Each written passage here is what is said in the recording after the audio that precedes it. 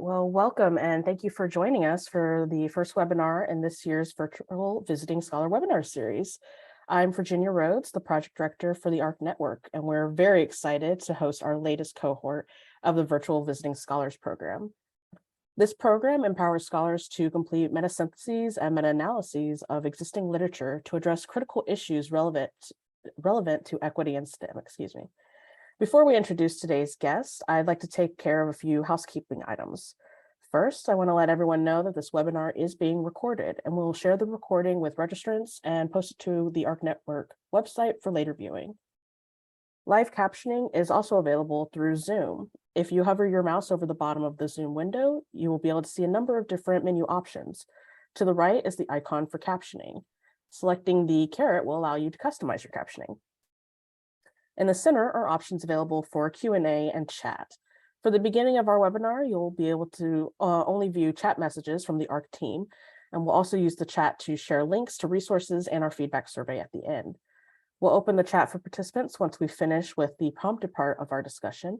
And if you have any questions for the speakers, please add them to the Q&A, where you can also upvote questions that resonate with you. Next up, we have ARC Network's PI, Dr. Heather Metcalf, who will share more about who we are as the ARC Network. Thanks, Virginia.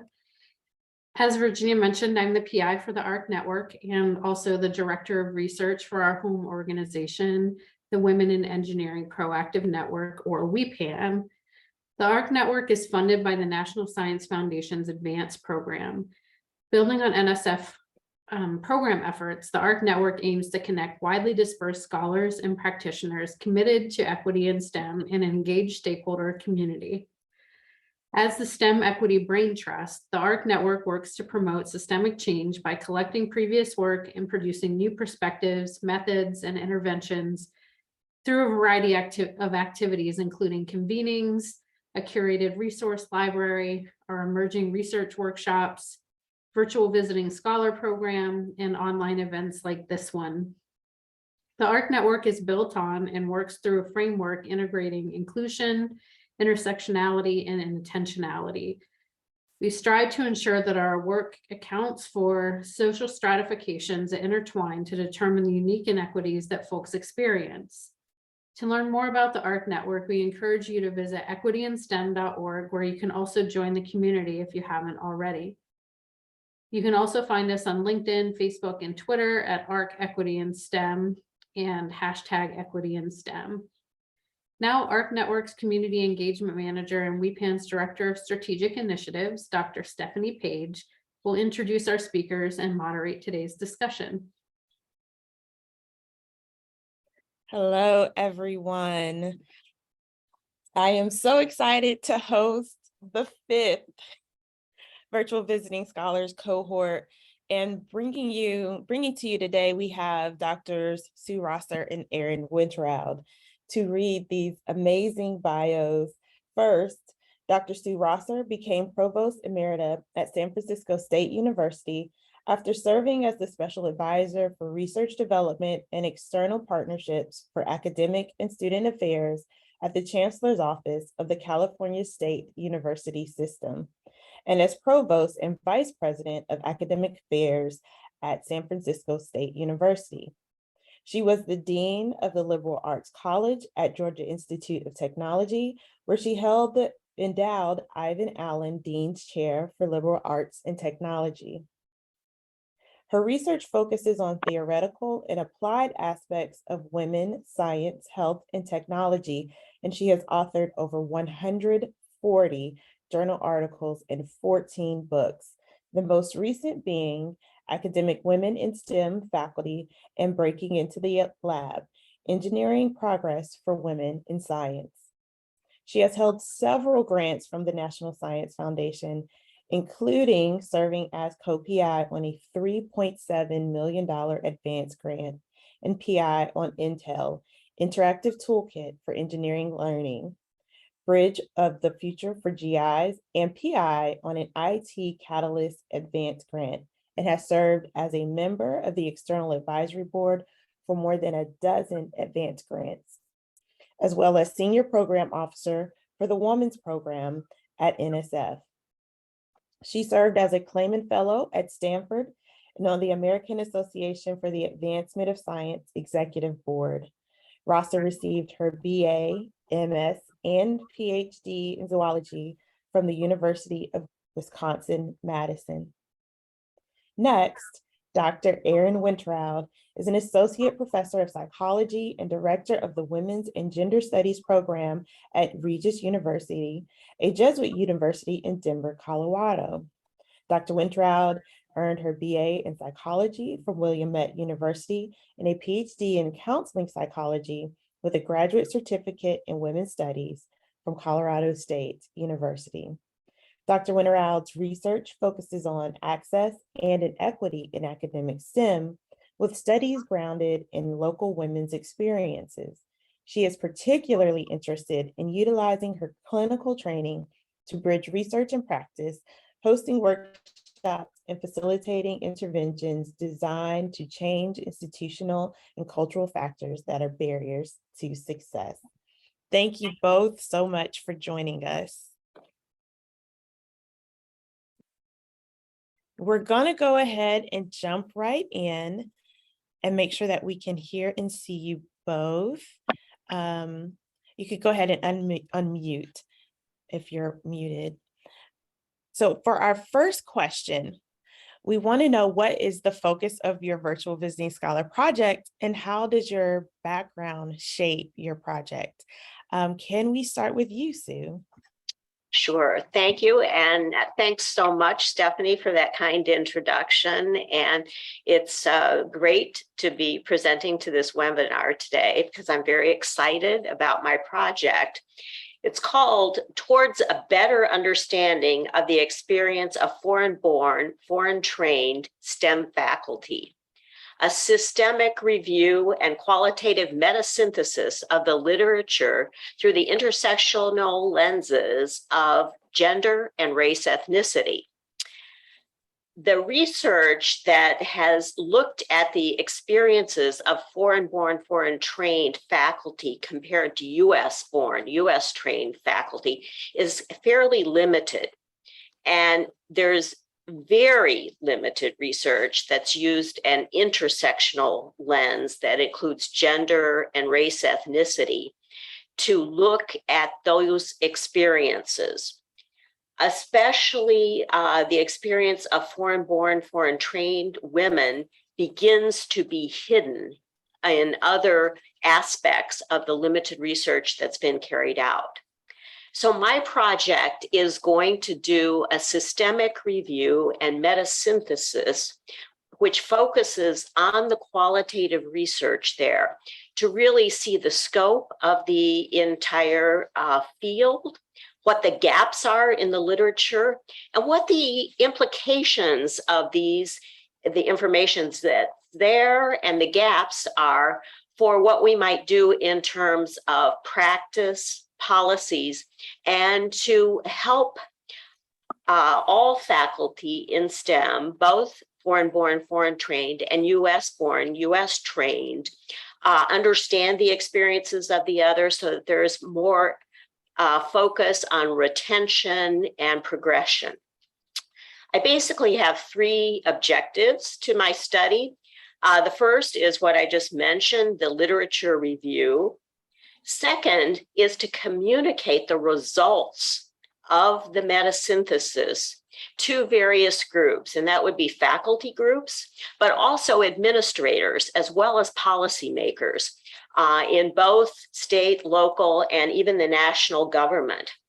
And hopefully what this could lead to is some recommendations that might result in changes, including in what's going on with NSF and its designations of underrepresented minorities of the URM categories, because those interfere substantially or don't translate well onto the situation for foreign-born, foreign-trained faculty. Now, in terms of my background, in terms of how that prepared me for this project or developed my interest in this project, as Stephanie suggested, I've been at this for quite a long time. As you can see, I'm retired. And so for almost 50 years, actually, I focused on women, STEM, gender, technology, feminism in science, and somewhat on ethnic and racial diversity. It was when I was a postdoc at the University of Wisconsin in Madison and working in biology that they began the Women's Studies program there. We're talking now the mid-1970s. And it was one of the few programs that did have a focus on STEM. Much of the current women's studies programs have focused more on humanities and social sciences. So that really got me going on things. And then my first job was at a small liberal arts college for women in Virginia. What I noticed there was that faculty taught a little bit differently than they did where I had received all my undergraduate experience and graduate experience, which was a large coeducational institution. What I mean by that is the way they taught, the examples they used, the interactive methods they used were particularly geared towards the audience because they were good teachers. And so that was geared towards women. And that led me to think about what was missing, both in the research and in the pedagogy for women in science. And that's how I really got into the focus on women in STEM. I then became director of women's studies at a number of institutions and also played around with different pedagogical techniques in different kinds of institutions. This led NSF to invite me to come and be senior program officer for women's programs. And that gave me a real picture of what was going on at the national level, which is very important for the policy aspect. During this time, I was increasing my administrative responsibilities, going from being a department chair, eventually to being a center director, including a research center, as well as the academic program director. And then ultimately I became a dean and provost. So this project actually brings together in many respects, all the different aspects of my background in general, because there's the focus on women and gender in STEM, the focus on faculty development, communication to administrators about what might be done for faculty development, and then the policy issues.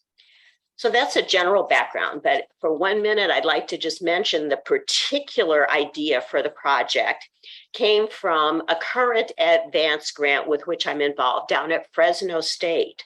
This is an NSF partnership grant, and I'm actually serving as the evaluator for this project. It's called KIND, Kindling Inter-University Networks for Diverse Faculty in Engineering. And they're doing a variety of things in that project, mentoring networks, research alliances, but a major focus is building a dashboard. One of the aspects that they want to look at to examine the hiring, retention, and promotion of women in engineering is the foreign-born, foreign-trained aspect. And there's a problem, if any of you have delved into the statistics, know, and that is the fact that when you start to track foreign-born, foreign-trained faculty, the minute they become permanent residents or US citizens, they're no longer designated as foreign-born, foreign-trained. Hence, quantitative research is almost impossible on this group. And that's why I had to go with qualitative research. And the women on this project, 6 of 8 of the co-PIs are foreign-born, foreign-trained, open my eyes to other issues, which we can discuss in a few minutes. But I'm eager to hear about Erin's project. Absolutely. Erin, are you ready to share? I am, yes, thank you. Hi, all. Thank you, Stephanie, and thank you to the ARC Network and all of you attending today to hear about this. I'm really honored. I just want to say first to be in the company of such past virtual scholars like Dr. Misra and Scott Culpepper, authors I have read and who I am now summarizing, and of course now Dr. Sue Rosser. All of you all are such important activists and connectors from research to practice, and I really appreciate that. I also just want to mention that I'm not doing this project on my own. Caitlin Medina is an undergraduate honor student who's working with me. She's a double major in biology and neuroscience. So I just want to give a little shout out there. My project title is Academic Motherhood, a mixed method review of the child penalty for women of color in STEM. Like Stephanie said, I'm a counseling psychologist by training. So that means I'm a licensed therapist actually. And as a counseling psychologist, I have training in the practice of career counseling, but also the research in the theory of vocational choice. I also have a graduate certificate in women's studies and direct the women's studies program here. The women's studies lens really helps me sort of wonder about the assumptions that we make in traditional social science research. So just as an example, I'm interested in the way we talk about psychological phenomenon, and in particular, this language of career quote unquote choice. In my personal experience, I was one of many young women who opted out of STEM or quote unquote chose a different career path. I grew up in a household of STEM folks. My dad was an electrical engineer. My mom studied microbiology. I have multiple cousins who are engineers. I have an aunt who's a chemist, an uncle who is a chemist. So I went to college being pretty focused on STEM, and I thought I was going to major in math. I ended up pursuing psychology. I did like the study of people a little bit better, but I also had some pretty rough experiences as an undergraduate that really maybe mirrored some of the research we're familiar with. Just as one example, in my very first semester in college, a math professor wouldn't let me into his calculus class despite my 5 on the AP exam I had just taken. And I pushed a little bit because I had a male friend on the same floor as me who had been let into the same class. And after pushing, the professor sort of said in exasperation that this class just wasn't for freshman girls. There's just no way that you could handle it. And that I should take an easier class. This was 1998 at the time in Oregon. So with that framework in mind, like my choice to bail from math wasn't really much of a choice, was it? And we know that my story is not uncommon. I faced some barriers. I didn't feel welcome in the STEM field of my choice. I fell in love with another field where it was clear people like me, quote unquote, whatever I perceived as an 18-year-old, people like me majored and moved on. And we now know that like sense of belonging and whatnot impact choice of STEM probably as much or more so than aptitude or interest. So anyway, fast forward, today I study scientists and engineers. Much to my partner's dismay, who is, of course, an engineer, because I just cannot surround myself with folks other than engineers and scientists. And I've written about the problem of choice language when conceptualizing why female graduate students leave the academy. In my opinion, and many others, choices are only true choices, right? When all the options are unencumbered by bias, unencumbered by myths and whatnot. So one factor that deters junior scientists from pursuing careers in academia, according to them, is the perception that women in STEM have to somehow compromise between family and career goals. So female graduate students, when we interview them, especially heterosexual women, will state that they believe they can either start a family or be a successful scientist, but not both. And we find this across race and ethnicity. And certainly historically, we've got a lot of evidence that that probably was the case for many. But my question is that still the case now? So we've known for years that parenting women face what's sometimes called an ivory ceiling due to a multitude of intersecting factors, obstacles. I'm sure many of you on the call are familiar. Women are more likely to take parental leave. They're more likely to use parental leave for parenting instead of scholarship, for example, compared to academic men. Women faculty also typically have a second shift, right? And for those with other sex partners, they have husbands who work more hours outside the home than do the wives of male faculty. These findings are sometimes intensified for women in science or women in STEM. As you know, science is rarely forgiving to interruptions or temporary leaves as we build on, and our research lines build on each other. And it might be difficult for women to find support for lab time when children are young. So the phrase that in the literature is sometimes called mother scholar. So we know a lot less about how the experiences of mother scholars might vary by race and ethnicity. Many of the researchers and research on the baby gap don't include race and ethnicity. at all of the participants, and sometimes to protect the participants, that's what they're doing, or as a control variable only. And then if we look at the studies of the barriers facing women, academic women of color, they often don't include information about parenting or other care responsibilities. And this is despite women of color being more likely to have additional care responsibilities beyond children compared to men of all races, ethnicities, and white women.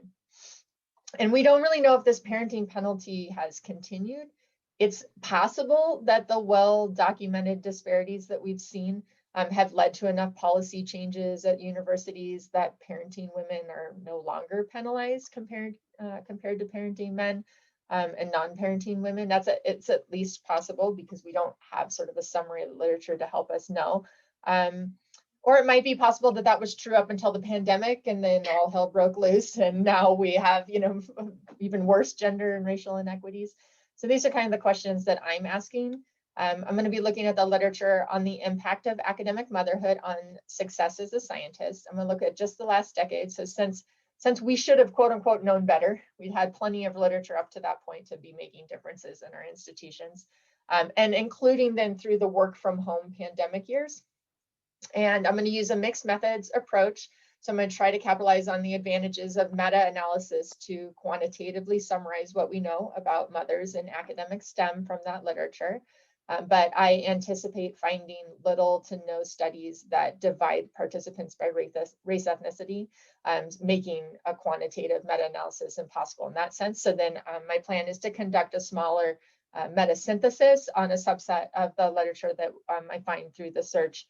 And that question then will be, in what way does the motherhood penalty, as summarized in the meta-analysis, differ once we disaggregate women by race ethnicity? That's my plan, at least. I personally connect well to this topic. So thank you so much.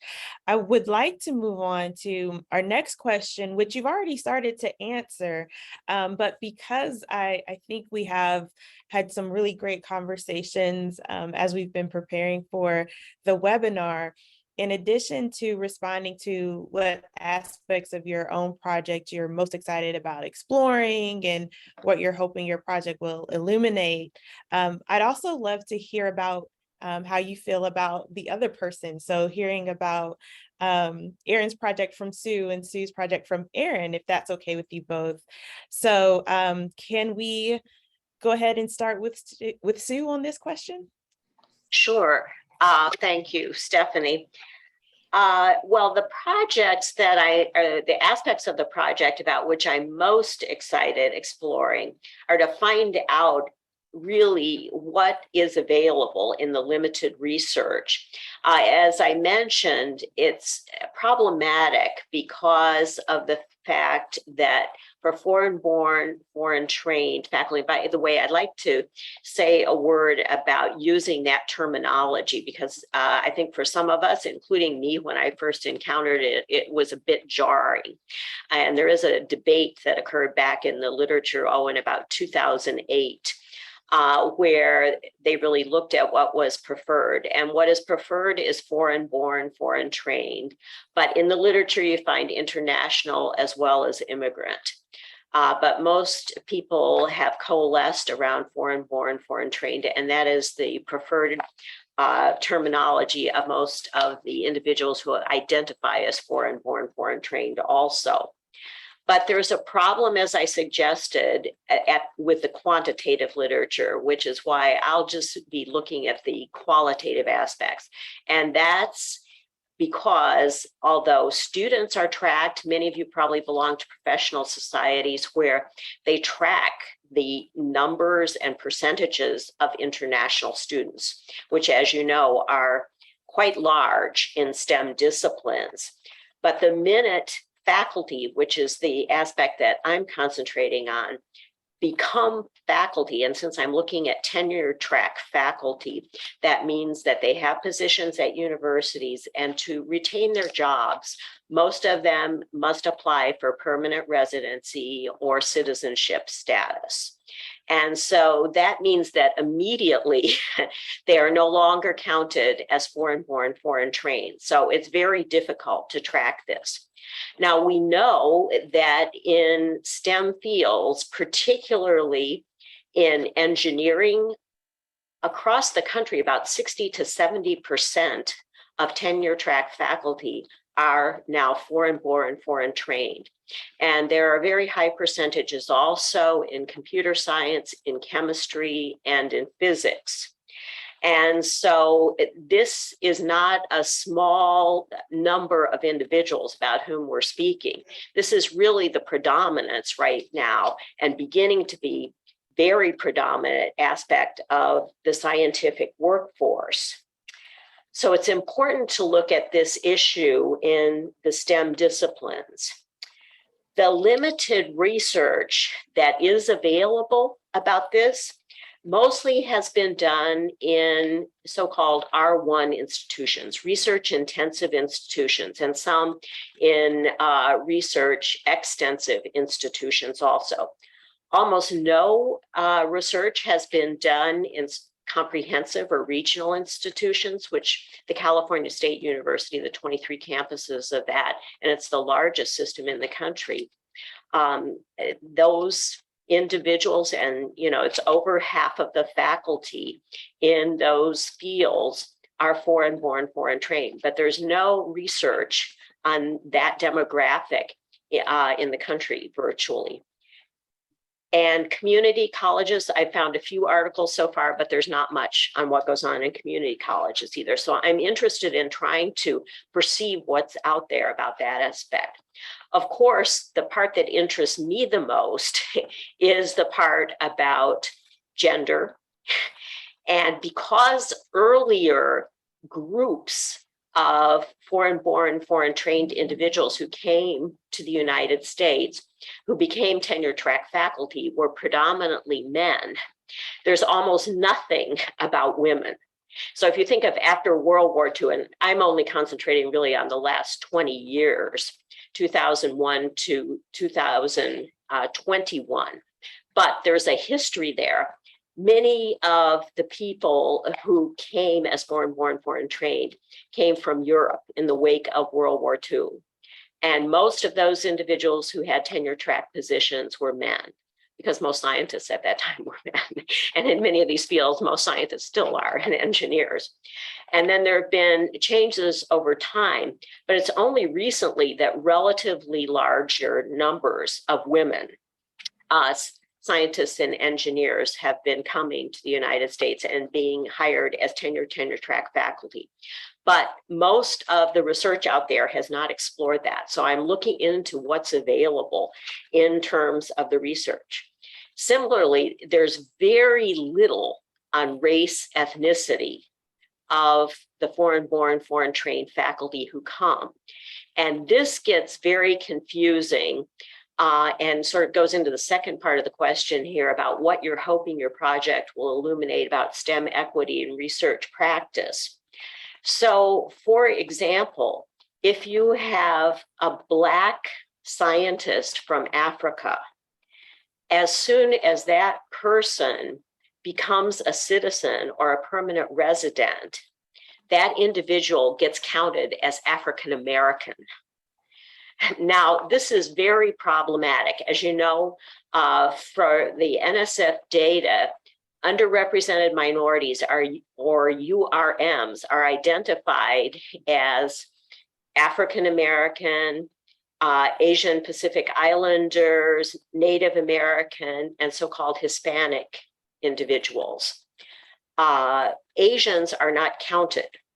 So to have someone who comes from Africa be counted as African American is not really appropriate. And it overrepresents the number of African American scientists in these fields.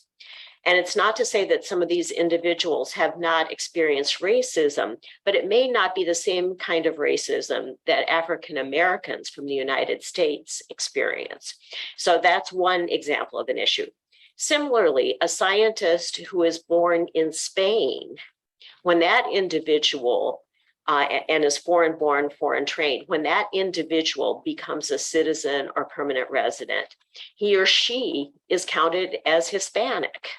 And again, that is not increasing the group that NSF originally targeted as underrepresented.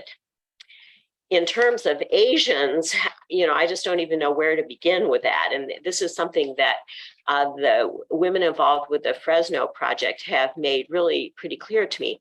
A relatively large number of them are from various Asian countries, but some of the issues that they have experienced are, first of all, they are not considered URM. And actually, of course, it's not true that Asians are overrepresented in science if you look at women. For example, in computer science, there is not an overrepresentation of Asian American women. That's an overrepresentation of Asian American men. So it doesn't apply there. But the other thing is that Asian, of course, covers a huge number of different countries, different cultural backgrounds. And some of those countries, for example, the Hmong population is actually very underrepresented, but they're counted as Asian. So that is a very large issue.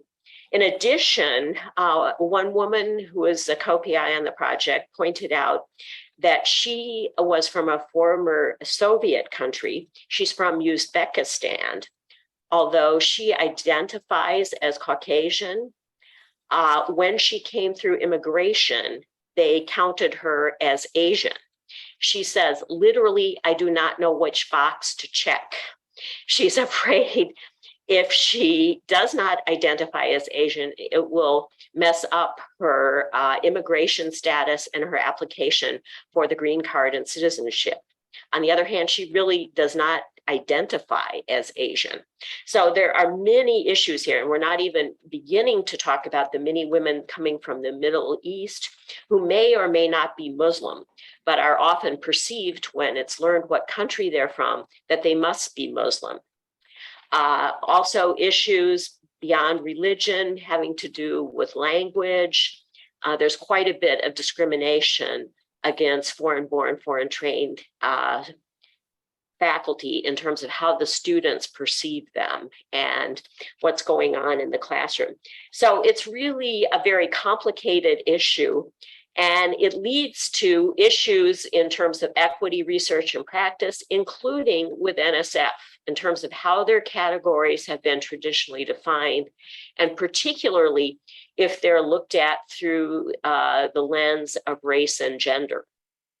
So I'm really excited to learn more about this. It's opened my eyes to some factors of which I wasn't previously aware, even though I've studied these issues for almost 5 decades. So I'm excited about that. Stephanie, may I ask you, would you like me to comment on Erin's project now, or do you want her to talk about it first and then I come back and comment on it? Let's have Erin respond and then we'll do the swap. Is that okay with you both? Sounds good. All right, thank you. You ready, Erin? Yes. Respond to the prompt and not to suit. Yeah, gotcha. Okay. So what am I most excited about? I am most excited to be doing research. So I'm at a teaching intensive university, and I purposely moved here. I got tenure in the University of Wisconsin system, and it totally burned out on research. I just wanted to teach. So I moved to a small private liberal arts school, and I've been teaching, for the last 6 years. I have administrative duties and whatnot too.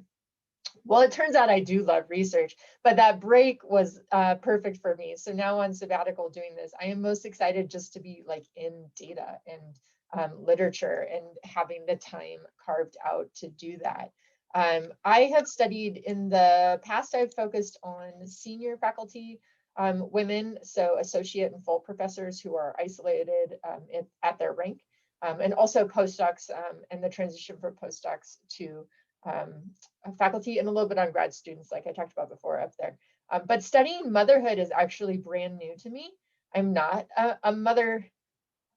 I was going to say I'm not a mother scholar, but that's that phrase I used before. I am a mother scholar in that I'm a mother, but I have not focused on studying motherhood. So that's kind of fun to me. This, parallels my life. Motherhood is new to me too. my partner and I welcomed a little baby last November. We adopted, and so we just had a first birthday, although we haven't had him for a year yet. So you know the phrase "research is me search," and so I didn't originally mean for it to be so me searchy here, but I am interested in that, and it's making me really look back on my colleagues who are the experiences of my colleagues who are mothers, and how that compares is similar, different to me. And another conversation too, I'm sort of interested in this idea of like motherhood as choice. Remember, I talked about choice earlier, and like when do we choose to mother and how do we choose to mother? But that's another day, another topic. What am I hoping the project will illuminate about STEM equity research and project? Well, I'm hoping that I find there is no baby penalty, and then everyone on this webinar can just like let out a ha, right? And so if that's the case, it doesn't pass my smell test, that's probably what I'm going to find. But certainly that's what I'm hoping, that it looks different than it did 10 years ago, that we're in a better place, that we've learned some things. I think it's at least possible.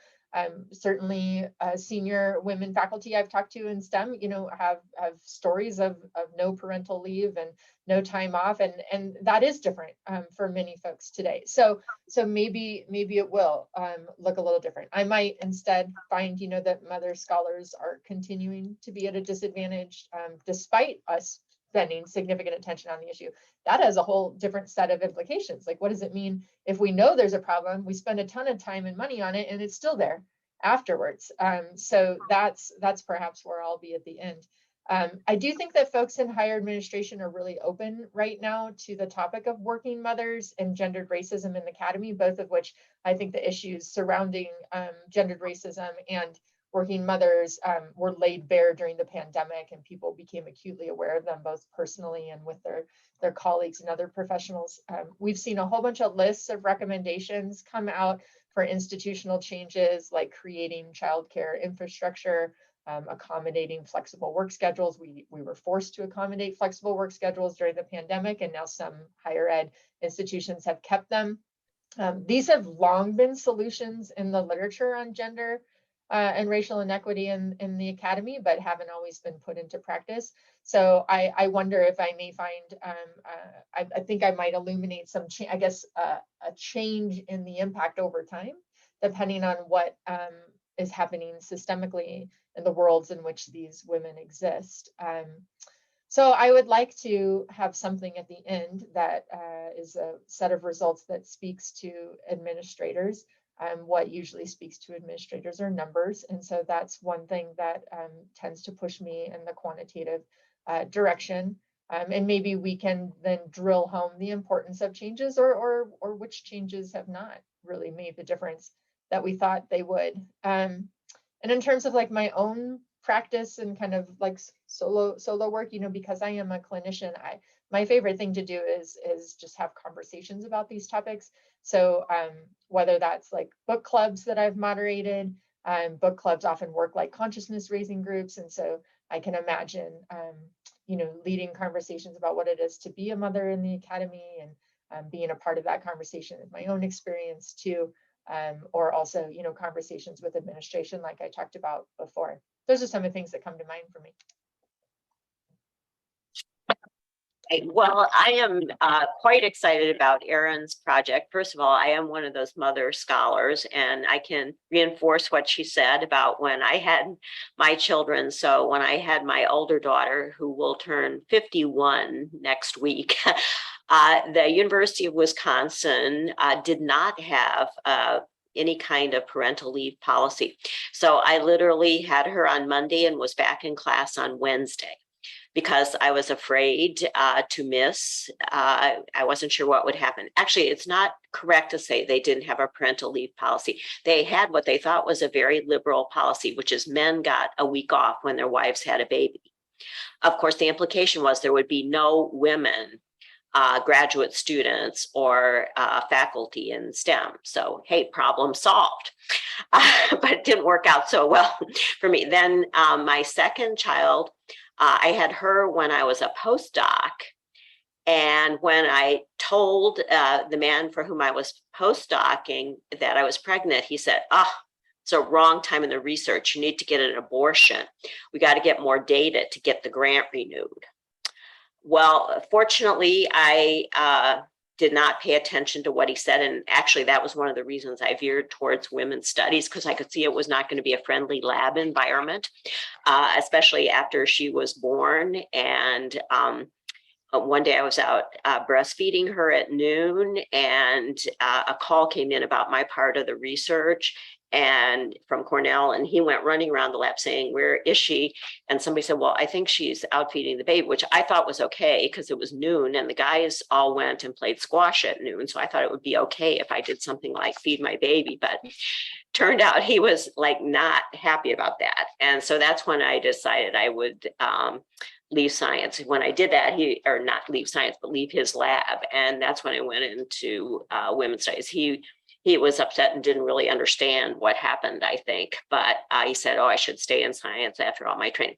So anyway, I'm very committed to these issues, and I hope that things are better these days. I think they are better. I don't think you have that overt discrimination. I don't think anybody would tell anyone not to have an abortion. Well, actually, maybe I should back off on that right now. But anyway, I do think that a lot of stuff has gone, in fact, underground, that some of these attitudes are still there. And I've seen my daughters who, both have children. I have 3 grandsons who are like 17, 14, and 10.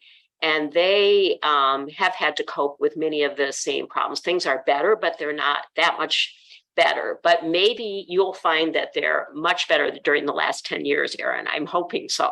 I would really like to see that. And having participated in some of those discussions with the National Academy about, what was going on for women in COVID, I think, as you say, that did lay bare that things are not so different. And also some of the issues about the policies that sometimes we think are going to be helpful. And on one level, they are, for example, to stop the tenure clock during the parental leave and also during COVID, how actually sometimes what happened is the women were doing the caregiving, and not all men, many men did participate in parental leave and did do caregiving, but some, just worked harder on their research and were more productive, and it put them ahead in terms of things. So it's very tricky, I think, about the policies and practices. Sometimes the best intentions turn out going a slightly different way. So I'll be eager to hear what you learn. Thanks. Yes. Yeah, me too. I'll take the second then to comment, on your research too, Dr. Rosser. I, recall I wanted to be a math major. So unsurprisingly, I love statistics, and I actually teach statistics, which they don't normally let the clinical psychologists do, but that's one of the best things about being at a small university is you get to kind of plug in where you want. So I do teach statistics. And so I think one of the things that's most interesting to me is how your project is such a good example of the ways in which, quote unquote, math is biased, right? Numbers are biased. And the way we ask questions matters in terms of getting true results, or results that, accurately reflect our population, to use the phrase of statistics, right? And I can remember back to my undergrad days when I was studying statistics, I was always most excited and interested when the teacher would demonstrate to me how the numbers were wrong and why the numbers were wrong. It's like lies your teacher told you, the same kind of idea, that they'd be like, you thought this, but really it's, something different, right? This pipeline that's so is not actually, really from undergrad to grad to faculty, because we're plugging it in from foreign-born, foreign nationals, right? So I think that's super interesting to me. And then I was just going to make a comment too on what I think it was a previous scholar, although many others have written about this too. It might have been Dr. Scott. I'm trying to remember the disease of that phrase, URM that NSF uses, and folks have talked about how that sounds like a disease, underrepresented minorities, and what does it mean to categorize people in certain ways, in the language we use to categorize people, and how NSF, and not just NSF, of course, but our government categories, how they impact people on a personal level. And you told the story of some examples of that, Dr. Rosser, in terms of thinking through like, what box do I check and what does it mean? And other phrases that people have suggested are like, historically excluded to be more active rather than passive, rather than being statistically underrepresented, to suggest that an active exclusion has happened. So historically excluded folks, or I think the phrase that Dr. Scott had used was underanticipated communities. And I thought that was really lovely too, in thinking about the process by which we get to exclusion and marginalization. So those are some of the thoughts that came to mind as you were talking.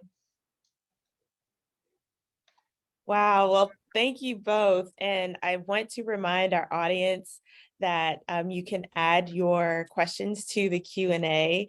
And what I'll do as we're preparing is ask one more question. Erin, earlier in the conversation, you touched on COVID and the pandemic, but I want to just hear a little bit from both of you on how the ongoing pandemic has impacted your research interests, and whether or not you are going to be able to think and consider a little bit more about the impacts of COVID on these groups that you're studying, which, Erin, you've already touched on a little bit. So can we start with you?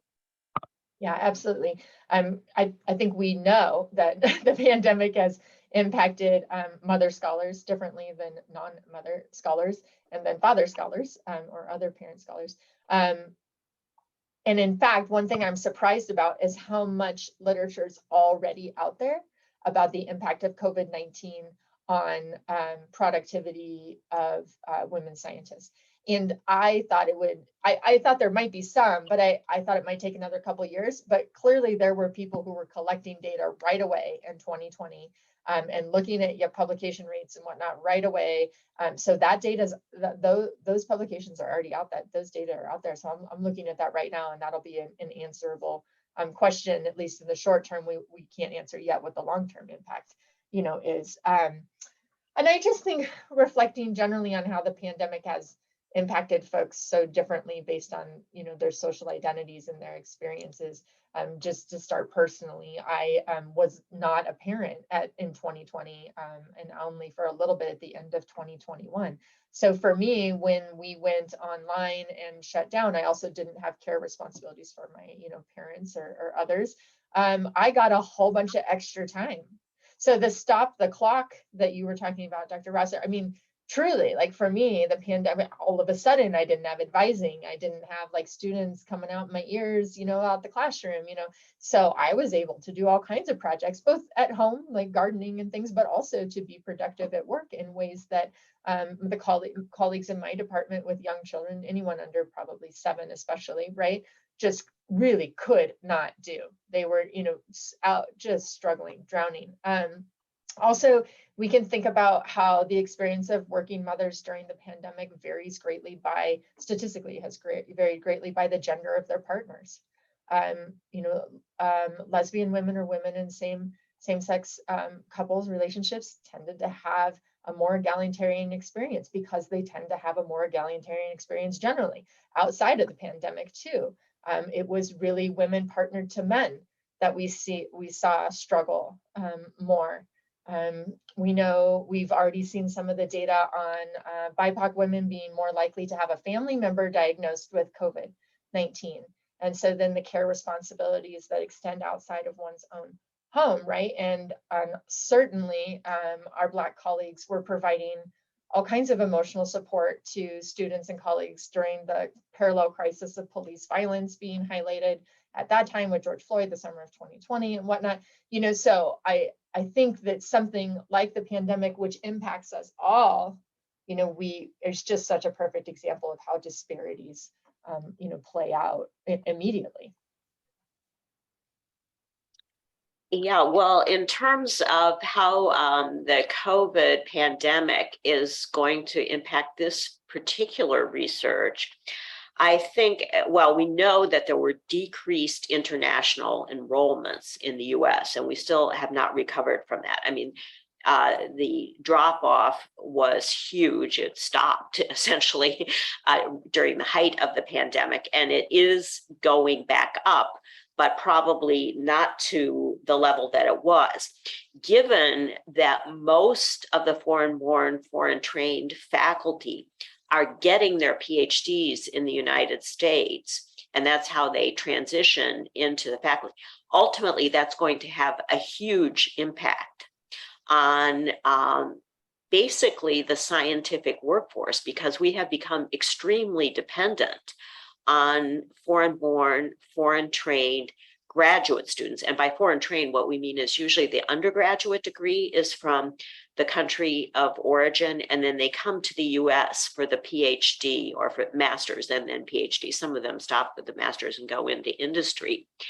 And so to keep the labs going, most of the graduate students in engineering, in computer science and chemistry and physics, certainly the large number of applications are from so-called international students, and different programs take different percentages. But for most, it's at least half of their graduate program. So that's really keeping the laboratories going and the scientific research. And then a large percentage of those transition into foreign-born, foreign-trained faculty. So ultimately, this is going to have a huge impact on our workforce. And that's a bit of a threat, frankly, for the US, because we're already having trouble getting enough well-trained scientists and engineers. So that's going to be an issue. Then I'd like to speak a little bit too about the anti-Asian situation that came about partly because of COVID-19. Because the virus was at least first discovered and appears to have originated in China. Unfortunately, as you know, there has been some anti-Asian, particularly anti-Chinese hate going around and blaming. And there has been a huge increase in hate crimes against Asian Americans and Asians. And so this is a problem and is decreasing further the percentage of students who come, particularly from China. Now, this is relatively serious, just to give you an idea of the impact. In 2018, 39% of engineering graduate students in the United States were from China. So if that continues to drop off, it's going to be a really big problem for engineering. And there are similarly large numbers, particularly in computer science and to a certain extent in physics and chemistry. Also coupled with this has been the US government policy of some pursuit of Chinese American or Asian American scholars who have worked with China. And there are concerns about security of some of their research, whether they receive money inappropriately. A lot of these have resulted in legal action, most of which actually did not hold up when it was looked into. But it was a chilling of the climate for these faculty from China and from the interaction. And there's been, kind of a cooling, and also as the relations between the United States and China continue to deteriorate, the Chinese government has been clamping down a little bit on how many students are being allowed out of China. And there's also some question about how many people want to go. So I think ultimately this has quite a large impact on the US STEM workforce, both the graduate students, the academic workforce, and then other parts. I'm not looking at corporate or government, but I think it will have impact there too. So it's a pretty big issue, but as yet the extent unknown. Wow. Thank you so much to you both. We are going to go into our Q&A, and I am so excited to have our community librarian, Bethany Farmer, lead us in our Q&A, and then we will close out with our marketing and communications manager, Ashley Garcia, who will close us out with a few announcements.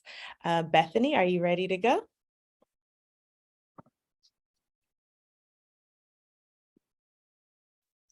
Sorry, I was muted. We do have a question here from Darlene. She says, congratulations to both Drs. Sue Rosser and Erin Winterrowd as ARC's visiting virtual scholars. Thanks to Provost Rosser for discussing her research on foreign-born, foreign-trained faculty. A comment, you made a lot of important points about Asian and other foreign-born, foreign-trained faculty. And she has a couple questions here. Will your meta-analysis take into consideration foreign-born, foreign-trained faculty's country of origin and prior research leadership and participation roles on institutional grant processes and human subject reviews like IRBs here in the US, and how this early experience might influence and/or leverage their research activity and roles? I think the short answer is probably not. I'm not as far into the literature on that as I would like to be, but I've delved enough into the literature search to know that it doesn't go down to that granular level. You know, as I was suggesting, once the people become faculty members, most become permanent residents or apply for citizenship, and then you can no longer determine that they're foreign born, and then determining which country they came from is particularly difficult because there's no quantitative information. Now, the impact on, you know, research and things like IRBs and how they would view that kind of thing, I think occasionally there might be a little phrase in the literature that's sort of anecdotal that may suggest that. I'm hoping for that. I saw one instance of that, but truthfully, I don't think there will be much light shed on that. It's just the problem that the research is so limited really does not allow one to go down to that level. What I hope it will do is inspire some people to study it at that level. You know, what we need is more research. That's one thing this is going to reveal, I'm pretty sure.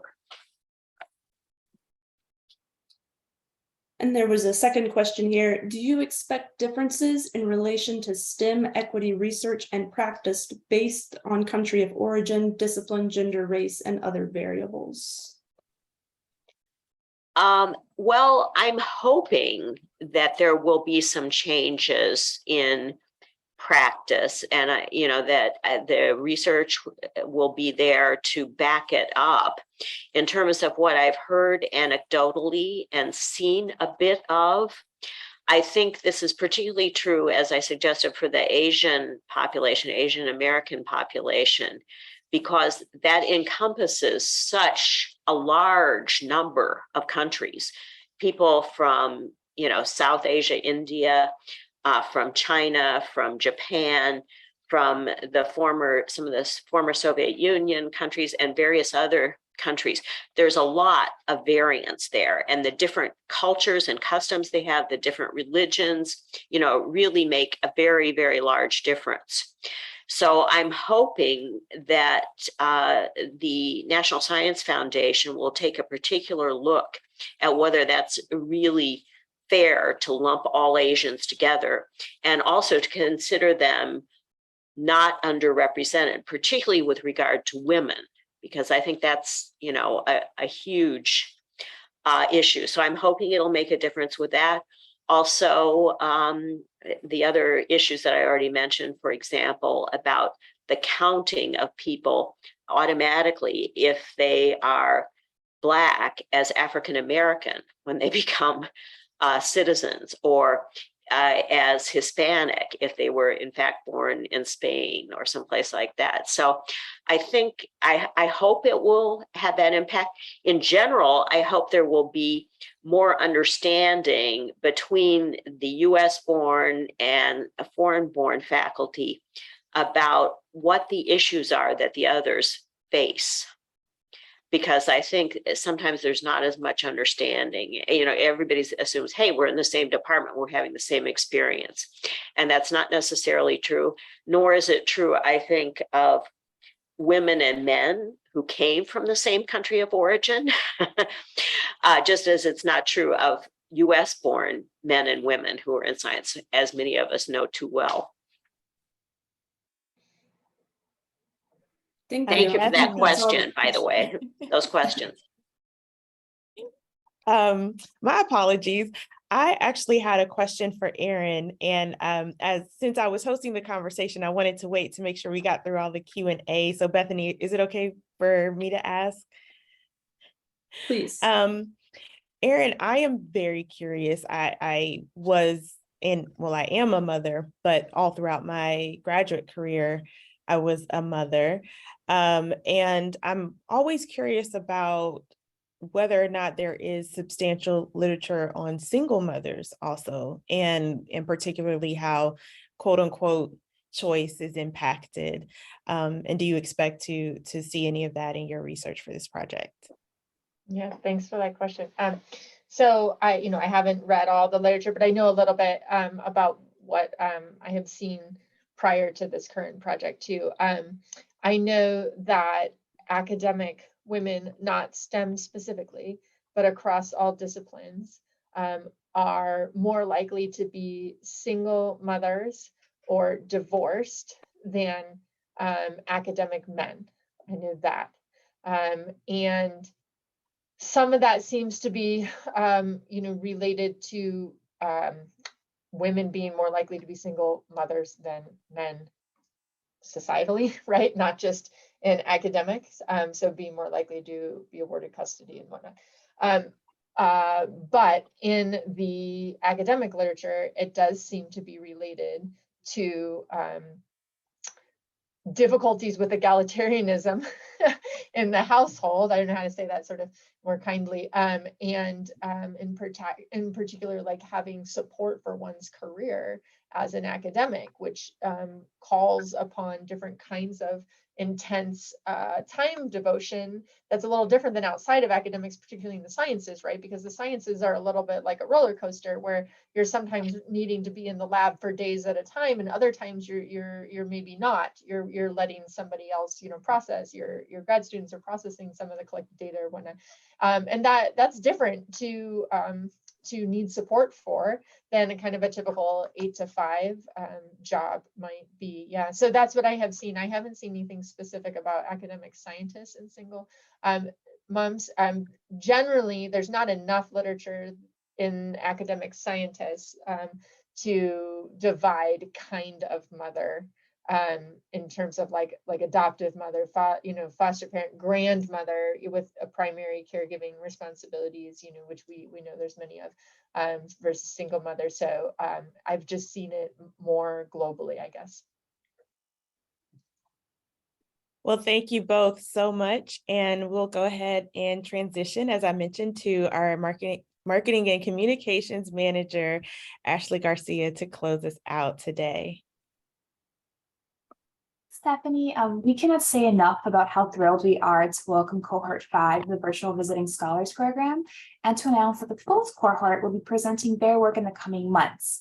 Make sure you save the dates and keep an eye out for registration information. We'll also be continuing our series hosted in partnership with our home organization, WePan, on the Advanced Journal special issue commemorating 20 years of the NSF Advanced program.